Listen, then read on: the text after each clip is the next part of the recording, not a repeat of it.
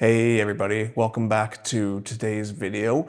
Today I'm going to be talking about common questions that people have that I've seen on the kidney cancer subreddits, but these are also questions that I had definitely have encountered, throughout my cancer journey from friends or family. So I thought it'd be a good idea to, maybe answer some of those questions.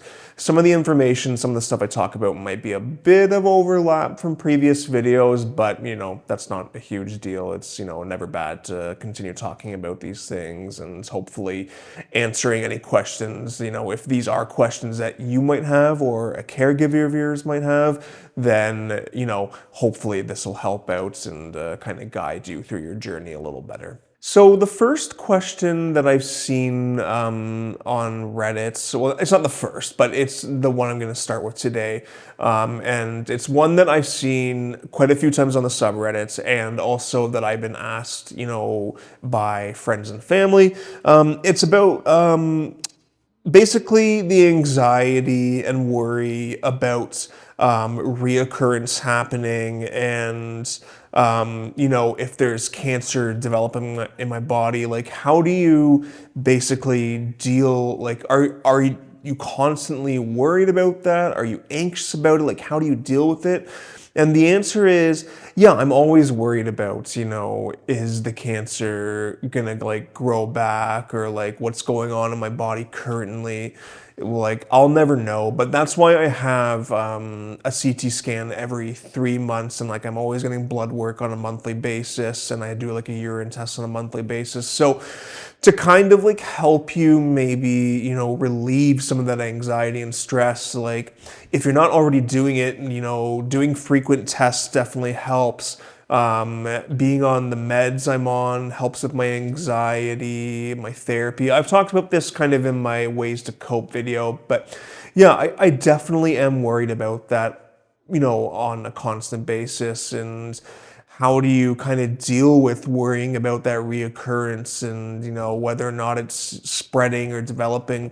There's no real answer to kind of, deal with that, but you just kind of cope with it in the best way you can, hope that it doesn't come back, and just hope for the best results from whether or not you're doing scans or blood work. But yeah, you just have to kind of deal with it in the best way that you know how. There's no right or wrong way to deal with, worrying whether or not you're going to have reoccurrence of your cancer spots or if it's developing or spreading.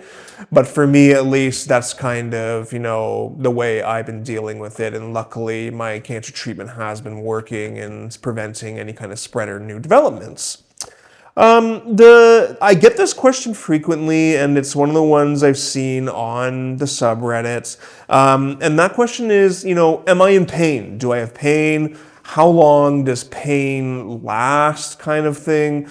I don't currently have pain. Prior to starting this round of immunotherapy, I was having pain in my right flank, and that actually was because of one of my cancer spots. It was actually pushing up on basically like the wall of my abdomen, and I was having a lot of pain from that.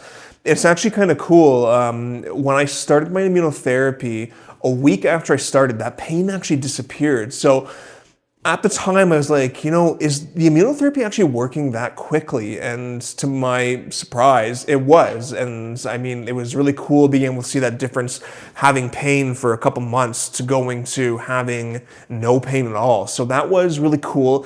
I haven't been in pain in quite a long time. As far as the cancer goes, I haven't had pain in those problem spots, but when I did have it before, what you can do is, take Tylenol. Hopefully it helps. I do on hand have a supply of a painkiller called hydromorphone. It's a stronger medicine, but I haven't needed to take that in a very long time. So the pain, it can last a long time. Luckily, mine didn't, again, because of treatments, but that's a conversation to have with your health team if you are experiencing pain, and if Tylenol isn't helping, maybe a stronger drug is needed like hydromorphone.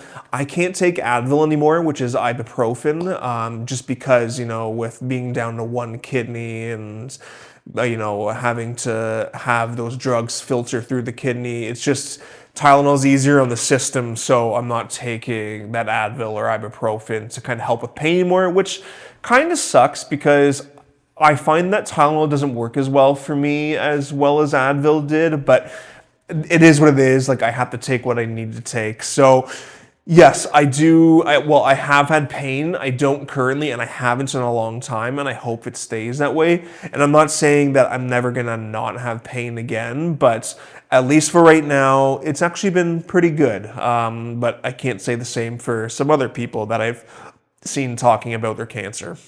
Another big question that I've seen across the subreddits, and also that I've been asked previously before, is how long does surgery recovery take? So just to reiterate from my past videos, and for those of you who might be new, I have had my entire right kidney removed. That procedure is called a radical nephrectomy, and as I've mentioned in my previous video, there's also something called a partial nephrectomy where they only remove a portion of your kidney, but I've had my entire right kidney taken out. So that recovery period for my kidney, basically it was, my doctor at the time told me the full recovery period is 8 weeks. You may or may not be a little faster or a little longer by a week or two, give or take. I found that my nephrectomy, it took about, I want to say, closer to 10 weeks, almost 12 actually, before I was like fully separated from that recovery period and being back to like normal, I suppose. It's been 84 years. By the 8th week, yeah, I was feeling mostly normal, but I wasn't lifting anything basically over like 15 pounds for that entire 8-week period. After the 8-week period, I noticed that I was still having some pain like in my incision areas, which I was taking like Tylenol and hydromorphone for. But that pain was only coming up if I found I was exerting myself more than normal. So for instance, if I was taking longer walks or if I was doing something a little more physical than I was used to, that's when I was noticing pain kind of coming up from, the recovery period. But the nephrectomy, yeah, I'd say it took about 10 weeks for me to kind of get over that recovery period. Another operation I've had is my retroperitoneal lymph node dissection. Just a refresher for those who may not remember or don't know, the retroperitoneal lymph node dissection that I've had, it essentially removed I don't know exactly how many, but a lot of the lymph nodes kind of in my right abdomen area where my kidney was removed. Because the cancer had spread to those lymph nodes, they tried to control the spread by removing a lot of those lymph nodes. Unfortunately, the surgery, while they did remove those cancer spots, it did come back, which is why I'm on immunotherapy now. But the retroperitoneal lymph node dissection, the recovery period was also actually another 8-week recovery. That one, I want to say it was about the 8 weeks that it needed to fully recover from that surgery. I can't remember exactly, how I was feeling around the 8-week period, if I was having pain. I will say that after my surgery, the retroperitoneal lymph node dissection, months after, while I wasn't having pain months after that, or I was, sorry, this is more around 5 months after the surgery. I wasn't having pain, but I noticed that my body, it felt like it never fully recovered in terms of my strength coming back. I felt that I got winded a lot easier. It wasn't as easy for me to do physical things anymore. So while like I had recovered, it didn't feel like I fully physically, like physical strength wise, recovered from that surgery. But that surgery was a big surgery, and it was, pretty involved, and it took, quite the toll on my body. So how long does surgery recovery take? I'd say generally the doctors can give you a pretty good idea of how long they're going to take. If you're doing the full radical nephrectomy, expect 2 months. If you're doing the retroperitoneal lymph node dissection, expect 2 months. It's kind of crazy. I've seen some stories on Reddit and just other people here or there, like talking about how they're back to work a few days after the surgery. It's like, man, I was like having a hard time walking a few days after my surgery. How are you going back to work that fast?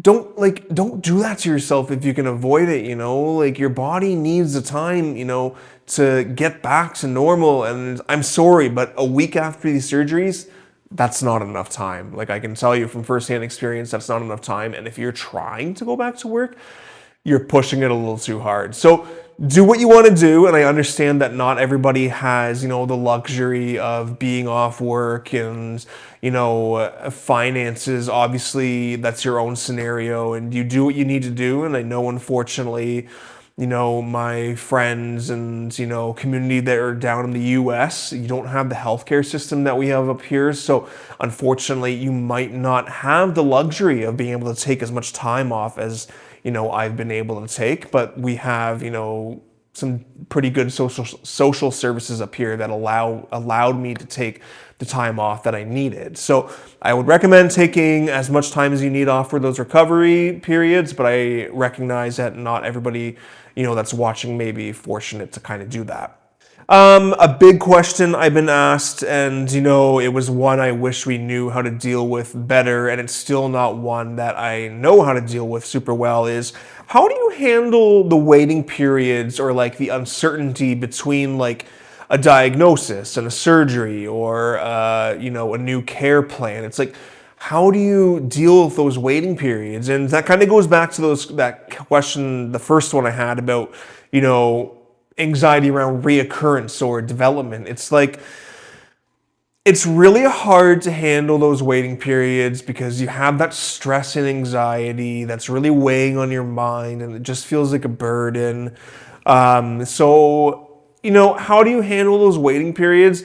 I think a good thing is keeping busy. When this like first started, I found that work really helped me kind of keep my mind off of those things. I'm not saying work is the best outlet for that. That works for me. It may not work for everybody else, but work was a good outlet to kind of keep my mind off of things. Spending time with family, friends, doing as much as you can to get out and keep your mind occupied. That's a good way to kind of keep your mind off of, the waiting periods and the uncertainty. Trust me, when I say that sometimes that waiting period is almost worse than the actual diagnosis that you get and the actual recovery period from surgery or going through these operations or immunotherapy, whatever it may be. I know, trust me, that sometimes those waiting periods and the uncertainty can be the worst part of your cancer journey because it sucks not knowing what's happening or what's going to happen or having to do the mental prep for surgery or for immunotherapy. Those aren't easy things to mentally prepare for. I can tell you that from firsthand experience. So how do you handle those waiting periods? There's no right or wrong answer. I hope those methods, can help you. Maybe you have other ones that might help you, but for me, that's kind of the best way that I learned to cope with the uncertainty and what is or what maybe is going to happen. And lastly, the question I wanted to answer, this isn't one I've had kind of commonly from people I know, but it is one I've seen on the kidney cancer subreddit about people asking, does treatments or immunotherapy work, or do the surgeries and operations work? And Yes, they do work. There's a reason why they exist and why they're recommended to patients who have cancer. As far as I know, it seems like the surgeries maybe aren't as effective as maybe immunotherapy is, but I think that the surgeries aren't as effective when the stage of cancer is more advanced. So because I was in a higher stage of cancer, like I was in like stage 3, stage 4, the surgeries, yeah, they removed cancerous portions from my body, but because it had spread at that point, the surgeries, yeah, they were important, but they weren't the, I guess, method of treatment that I really needed in the end. I needed immunotherapy. So, does immunotherapy work? I am a living, breathing person that is proof of, yes, it does work. Like, it's been working for me. How long that's going to work, I don't know. But we're hoping it's going to work for a long time by keeping it at bay. My first round of immunotherapy, and I've mentioned this, my ipilimumab and nivolumab, I hope I'm saying those words right, those two treatments didn't work at all. In fact, if you remember from my last video, or if you're new here, it gave me meningitis, which is one of the rare side effects you can get from immunotherapy. And of course, I got it from that treatment. So know that immunotherapy didn't work.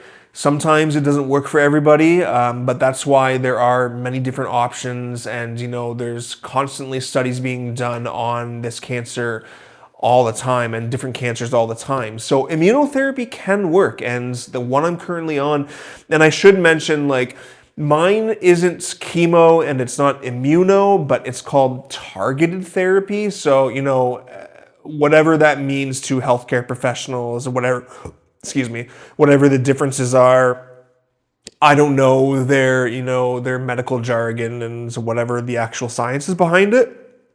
But mine is targeted therapy or treatments, and yes, it has been working and it's been working very well. Do the side effects suck sometimes? Yeah, of course they do, but it's worth it if the cancer is being held at bay. And again, from previous videos, or if you're new here, my cancer is incurable. So this is just like treatment for me is preventative at this point, like keep at bay, like hold it at the gates. Hopefully it stays. But from what I understand, can the cancer become resistant? Yes. We're hoping that's, further down the road if that is something that's going to happen. But yeah, treatment, it does work, and I would recommend it to other people. I've seen things about, like, should you do surgery before treatment or try treatment first? I don't know. That's kind of up to like your healthcare professional, your oncologist. We decided with our doctors to do surgeries first.